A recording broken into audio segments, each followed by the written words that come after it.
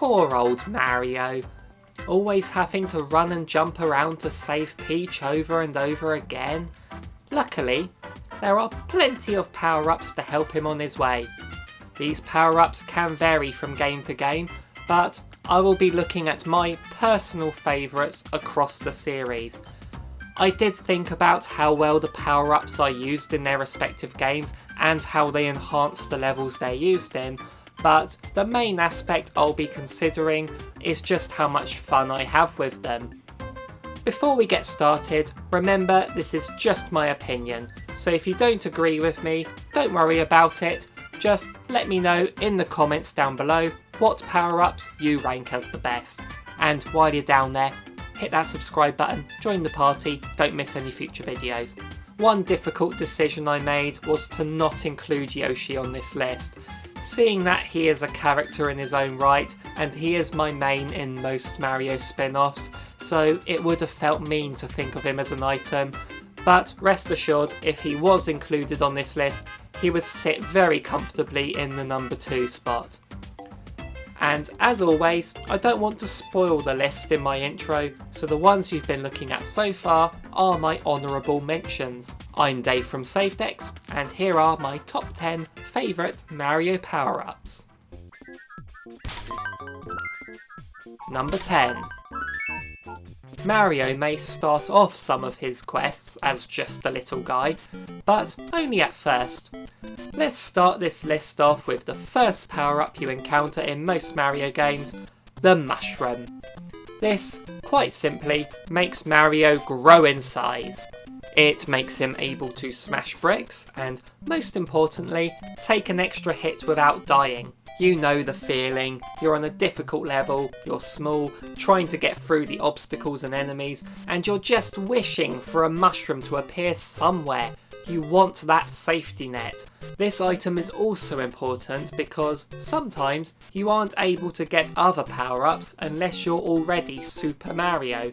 And yes, it makes him Super Mario, which is the name of the game after all. Number 9. Super Mario Maker is a fantastic series, letting everyone make their own Mario levels and showing off what they can do. The sequel had an update that introduced a new power-up, the Master Sword, which turns you into Link. With this, you get a sword, shield, bombs, and arrows. And the levels that followed have been truly awesome. I have put this one low as it hasn't appeared in an official Mario game, but it definitely deserves a spot on this list based on how much fun it is to control, the variety of moves you get, and the creativity that the community has shown in getting everything they can out of it. Maybe the next 2D Mario game can have him transform into other Nintendo characters like this. That would create quite a buzz. Number 8.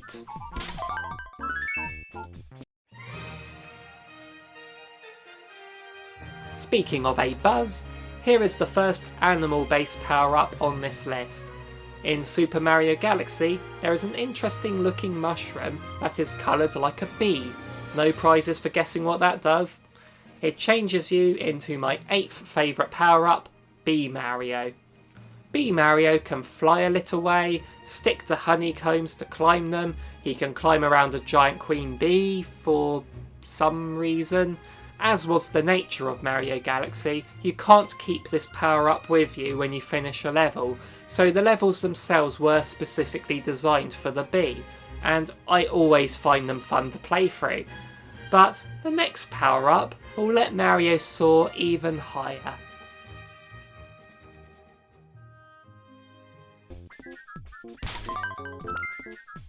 Number 7. The Cape. What a fun item this is. Not only does it let you fly up high, but with practice you can make it fly indefinitely through a level, which is incredibly satisfying to pull off. And it also has a melee attack. A lot of people might put this higher on their list, and I can certainly see why. It really is a fantastic example of air movement in a 2D platformer, and this power-up is even shown on the game's box art. I didn't put it higher on the list because this isn't a game I've played a whole lot, so it hasn't had as much of an impact on me. Maybe I would have put it higher on the list if I had owned this game as a child, but sadly I didn't. But whenever I do get round to playing this game, I always look forward to shooting up into the air with it. Number 6. Speaking of shooting, in the original Super Mario Bros., when you got a mushroom and became Big Mario, the blocks that held mushrooms suddenly held flowers. One touch of those and Mario is gifted the ability to throw fireballs, even underwater. Makes sense. This did make those underwater levels more enjoyable and overall made Mario feel very powerful. It felt very precious to me in the original game. The power-up is even shown on the box art. I felt like I had to keep it at all costs and bring it straight to Bowser to see what he will turn into at the end of each world. It's become a staple to many Mario games and always shows up in his 2D adventures. The only downside is, it doesn't work on all enemies. Thwomps, Boos and Dry Bones in particular cannot be killed by fire. If only there was a power-up that could sort them out. Number 5. As you roam around the fantastic worlds and levels of one of my all-time favourite games, Super Mario Bros. 3, you'll be having fun with the returning and new power-ups. There are new enemies that the Fire Flower cannot destroy, as I just mentioned, but luckily, in the later worlds, you can stumble across the Hammer Brothers suit, effectively turning Mario into a Hammer Bro. Remember those very annoying enemies that can be tricky to get past? Well, now you can get your own back and lob hammers in their direction. Ducking also creates a handy shield from fireballs, another demonstration of this being superior to the Fire Flower. One thing that makes me regard this suit so highly is just how rare it is, so it always felt special when you had it and even more tense about getting hit and losing it. Sadly, you are very powered up with this, but you're not completely invincible. Number 4.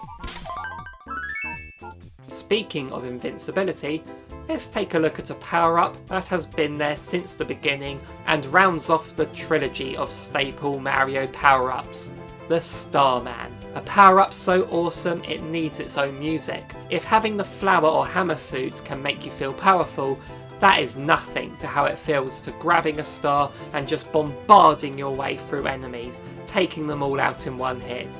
And how about Mario 64, where they are so powerful that just touching one finishes a level?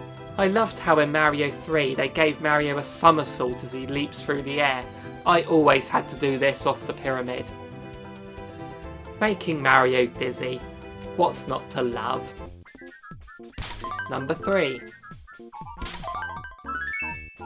Super Mario 3D World, an awesome game with 5 playable characters, fantastic level design, and home to my third favourite power-up, the cat suit.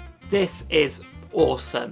Firstly, because cats are awesome, and anyone who disagrees should take a look at how fluffy this one is and change their mind. Harnessing the power of cats, Mario can pounce, climb walls, and use his claws as a melee attack. This power-up was so prominent in the game, it's even on the cover art. They did bring this game style to Mario Maker 2, and this power-up translates incredibly well into a 2D game, so we can get near endless levels with this awesome power-up now. But the best thing about this one is, whenever you slid down the pole at the end of the level, your character does a meow. This is just adorable. Except when Luigi does it, then it's just creepy.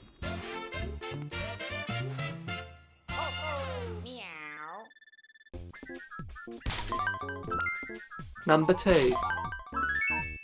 As I hinted at earlier, my favourite Mario game is Mario 3. And one thing I really love about that game is its main power-up. On the first level, just throw that Koopa shell into the block and out pops a leaf. You touch it, and you have a tail. Take a run up and soar into the sky. I know flight has occurred several times since with Mario, but the first time I saw it in this game can never be topped for me. The image of Mario with the raccoon ears and the tail is so iconic. It's even the power-up shown on the box art. The game really did cater to this power-up by having plenty of secrets hidden in the skies on so many levels, which made exploring even more fun. There were even a few powered-up versions of this later on in the game. The P-Wing, which gave you infinite flight for a level, and the Tanuki suit, which had the added feature of turning into a statue. I never really found the statue ability that useful, so I'm going to give this slot to the original Raccoon Mario that you see throughout most of the game. Giving you the power of flight does make it easier to get through certain levels, but my number one power-up made it easier to traverse a different kind of level. Number 1. Anyone who knows me knows that I tend to dislike underwater levels. The Fire Flower certainly made them better in the early days, but Mario 3 just went above and beyond and created a power-up designed to make water levels more enjoyable. You become a frog. Underwater levels are so much better now. What could go wrong? Oh, yeah. This suit isn't so good on land. Why can't there be a power-up that makes underwater levels fun and still be good to control on land?